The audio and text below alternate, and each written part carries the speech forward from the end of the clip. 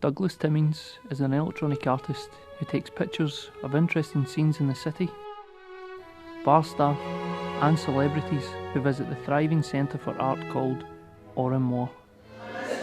No photograph is ever planned with me. I might say to someone, I'll take your photograph tomorrow, but I don't say wear this, wear that in portraits.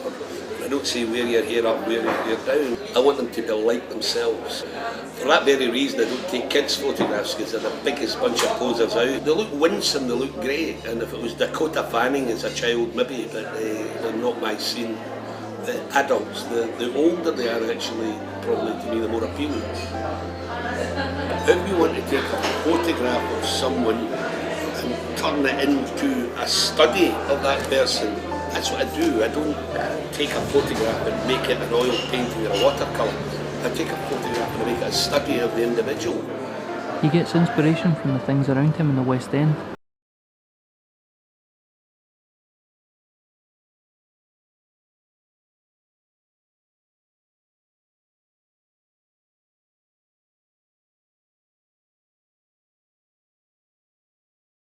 A prime example, Joss Stone, who's playing a gig, and that was my most difficult photograph because I wasn't welcome.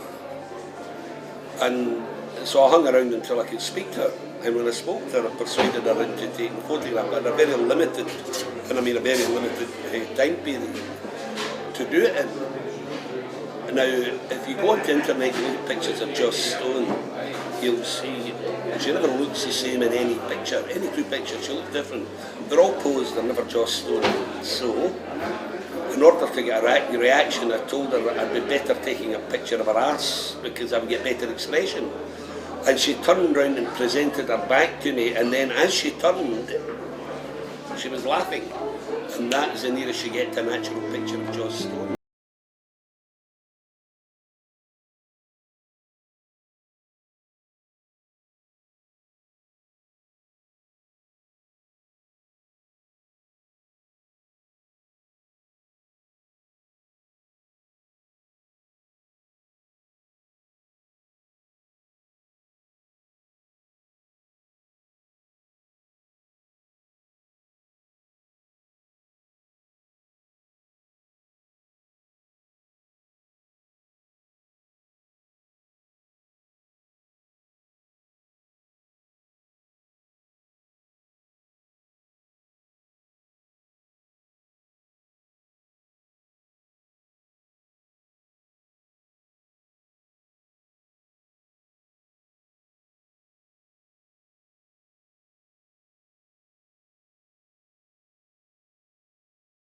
Back with the picture, and a boy in Asda and Coatbridge managed to get this onto disc for me because it wasn't an easy thing like nowadays. You took a picture with your mobile phone and that was it. It was on your mobile phone forever. It went nowhere else, at least in the cheap mobile phone I had. And then I thought that's quite a nice picture if you could actually see her face. So I went out and I bought this very expensive camera in 1999. And the rest was history.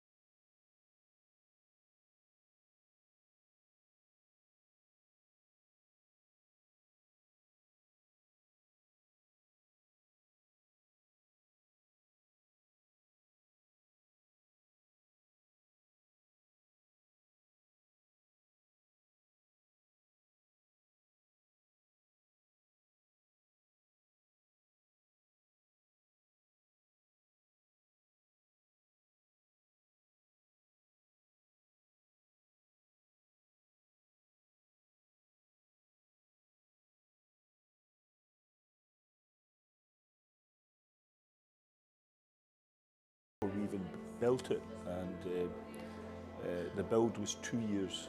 We employ 150 people here. We've got a footfall of over 2.5 million in less than 5 years, and we average over 500 events a year. And one of our policies is promoting public art.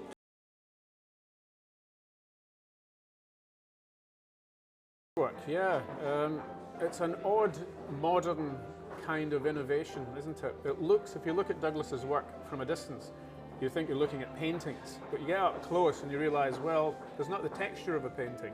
So it's quite an unusual medium that he's found.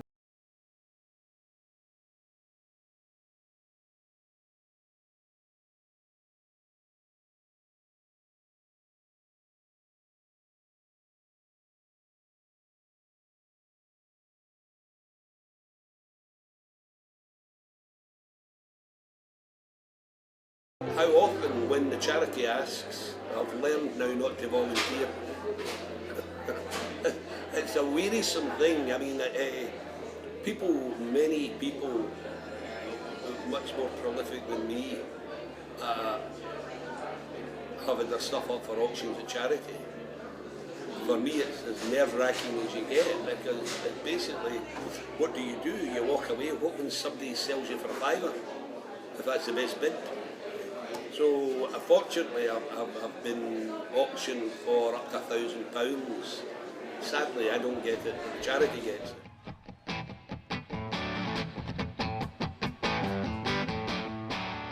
Well, I lived in LA for about just over 3 years, and I was a private bodyguard to a chap called Alan Siegel, who had built most of Century City and most of Riverside. And Alan Siegel was a little guy, Jewish, about 84 years of age, and the reason he needed me to bodyguard him was that he had a tongue on him like a viper, and he had this charm of not paying any bills unless he was absolutely forced to, i.e.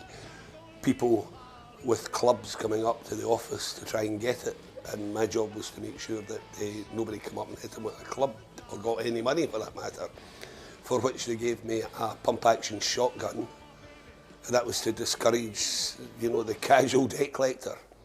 But Alan Siegel was hysterical because he had all this money, and even his relatives hated him. And he used to call me Scotchman, well, fucking Scotchman actually. And the one thing he couldn't stand was me opening the door of the car for him. So that was the one thing I always did for him. Because he was 84 and very, very fit, and with a brain of a man half his age. But he certainly was only an inspiration to not owe enough money for folk to want to come around and collect them with guns.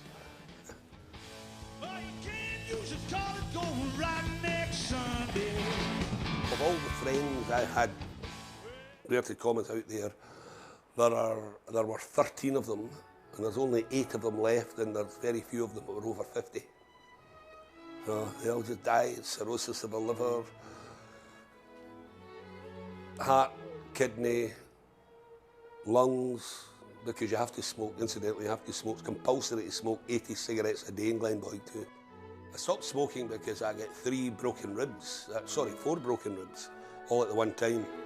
So smoking a cigarette's out the question for about 6 weeks anyway, because the pain is just eye-watering. And the only reason I had 4 broken ribs is I fell when I was drunk. Combining the camera with the computer was the start.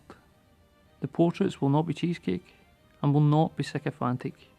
They will be what he wants them to be. How long's a bit of string? It begins and it only finishes when I get up from the computer. I don't go away and leave it or save it and come back to it. It's a continuous process that might be an hour, it might be 5 hours, it might be 6 hours. Depends how engrossed I get in it and how difficult the person is I'm taking.